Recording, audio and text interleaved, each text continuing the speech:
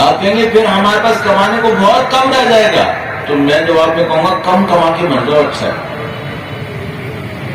کیوں وبال لے کے مریں؟ کم کما کے مر جائیں،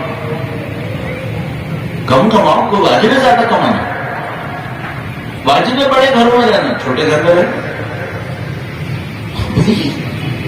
آخرت بیچ کر تو بڑا گھر نہیں لینا ہے۔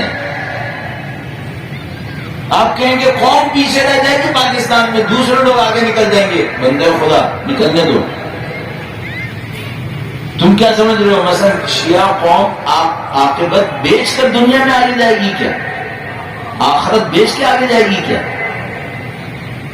ہمارے امام نے دین کی خاطر اپنی دنیا قربان کی ہے،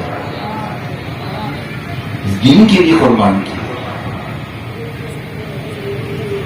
ہم نے ان کی شہادت سے سیکھنا ہے، سب کچھ قربان کیا تھا اس کی خاطر کہ دین باقی رہے۔ تو اگر مجھ سے کوئی یہ کہنا کہ مثلا اگر ہم نے دینداری میں بہت زیادہ جدوجہد کی تو مثلا شیعہ قوم غریب رہ جائے گی پاکستان کے اندر، میں پہلے تو میں قسم کھا کے بھی کہہ سکتا ہوں غریب نہیں رہے گی، ایک بات۔ دوسری بات، اگر غریب بھی رہی تو اللہ کے نزدیک اتنی طاقتور ہوگی کہ غربت اسے کمزور نہیں کرے گی، غربت کمزور نہیں کرے گی اسے۔ یہ بالکل ایسا ہی ہے جیسے مدینے میں اللہ کے نبی اور ان کے اصحاب انتہائی غریب تھے، لیکن مکہ کے دولت مند قبیلے نبی کو ہرا نہیں سکے، نہیں ہرا سکے۔ تو پرواہ نہیں کرو اس کی، ایک تو خدا ہمیں غریب نہیں ہونے دے گا، یہ مجھے یقین ہے۔ دیکھو ہمارے پاس دعا موجود ہے، اللہم چھوڑ دی اللہ کی طاقت پہ انحصار کیا۔ اللہ کے نبی نے یہی سکھایا تھا،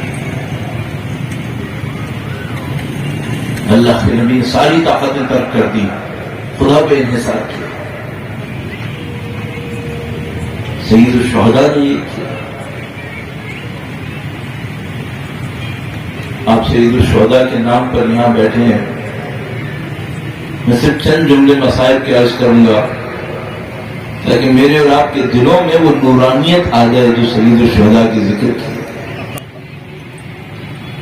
یہ آپ کو صحیح فیصلے کرنے میں مدد دیتی ہے۔ جب بھی آپ کو زندگی میں کوئی صحیح فیصلہ کرنا ہو، سخت فیصلہ کرنا ہو، مشورہ دوں گا، کہیں پر بھی اکیلے بیٹھ جائیے گا، 2 منٹ کے لیے امام کے مسائل پڑھیں اپنے ساتھ، اپنے دل کو امام کے غم میں رلا لیں۔ آپ کا دل امام کے غم میں ہوتا ہے نا، تو یہاں پر حسین کی نورانیت آتی ہے۔ یہ نورانیت فرقان ہے، یہ انسان کو صحیح اور غلط تمیز دینے کی طاقت دے دیتی ہے۔ سید الشہداء کے غم میں رونا، اور دیکھو یہ غم میں رونا کتنا آسان ہے۔ کوئی راوی کہتا ہے ایک دفعہ، کہتا ہے کہ شب قدر تھی، میں کوئی عمل انجام نہیں دے سکا، تھکا ہوا تھا، سو گیا، سوتا رہ گیا۔ اگلے دن امام کے سامنے پہنچا اور میں نے امام سے کہا کہ مولا مجھ سے بڑی غلطی ہو گئی، کل شب قدر تھی، کوئی عمل انجام نہیں دے سکا، ارادہ تو تھا کہ کروں گا لیکن سویا تو پھر نہیں اٹھ پایا، میری شب قدر نکل گئی، مجھے کوئی عمل نہیں ملا۔ فرمایا تو جو خدا نے بہت ثواب دیا۔ کہا مولا مجھے یاد دیا تھا میں نے کوئی اچھا عمل انجام دیا۔ کہا تو تاریخی میں اٹھا تھا ایک دفعہ، تجھے پیاس لگ رہی تھی، تو نے پانی پیا تھا، میرے جد امجد کو یاد کیا، نیت تو تھی تیری شب قدر کی، تم نے میرے جد امجد کو یاد کیا تھا، خدا نے تجھے بڑا ثواب دیا۔ ایسے آپ یہاں امام حسین کے غم میں آئے ہیں۔ ہم سب کو ایک بات معلوم ہے، ہم پوری دنیا کے سامنے کہتے ہیں، پتہ نہیں کیا کیا پروپیگنڈے کرتے ہوں گے، لیکن اللہ جانتا ہے، پوری دنیا جانتی ہے، ہم دولت کی لالچ میں یہاں پہ نہیں آتے، دولت کی لالچ میں نہیں آتے، ہم کسی قبیلہ پرستی کی وجہ سے بھی یہاں نہیں آتے۔ کوئی ایک قوم تھوڑی یہاں آتی ہے، دیکھو یہاں پہ آگے بازو میں بیٹھے تو لوگوں کو دیکھو، ہر قوم کے لوگ بیٹھے ہوئے یہاں۔ ہمارے قبیلے کے کچھ لوگ آپ کے دشمنوں کے پاس چلے گئے اور آپ کے دشمنوں نے انہیں بہت پیسہ دیا ہے. سید الشہداء نے کہا کہ تم پیسہ لینے آئے ہو تو میں تمہیں پیسہ دے دوں گا, اس سے زیادہ دے دوں گا. کہا نہیں مولا ہم پیسہ لینے نہیں آئے آپ کے. کہا پھر کیوں آئے ہو؟ تم نے ذکر کیا کہ میرے دشمنوں کے پاس گئے, انہوں نے ان کو پیسہ دیا, پھر تم میرے پاس کیوں آئے ہو؟ کہا اے نواز رسول ہم صرف نبی کی قرابت داری کی خاطر آپ کے پاس آئے, پیسے کی خاطر نہیں. پھر انہوں نے ایک عجیب بات کی عزیزو, ہمارے اور آپ کے دل کی ایک بات.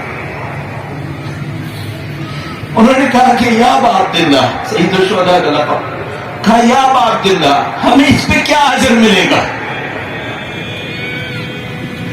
کچھ دشمنوں کے پاس گئے, انہوں نے ان کو دنیا دے دی, دولت دے دی. ہم نہیں گئے آپ کے دشمنوں کے پاس, ہم آپ کے سامنے آئے, ہمیں اس پہ کیا اجر ملے گا؟ فرمایا کہ سید الشہداء نے تھوڑا سا غور کیا, عجیب روایت ہے واقعہ, تھوڑا سا غور کیا اور اس کے بعد سر اٹھا کر کہا قصیرۃ من طویلہ, یہ بات بہت لمبی ہے لیکن میں تمہیں بہت لمبی بات میں سے بس تھوڑا سا حصہ بتاؤں گا.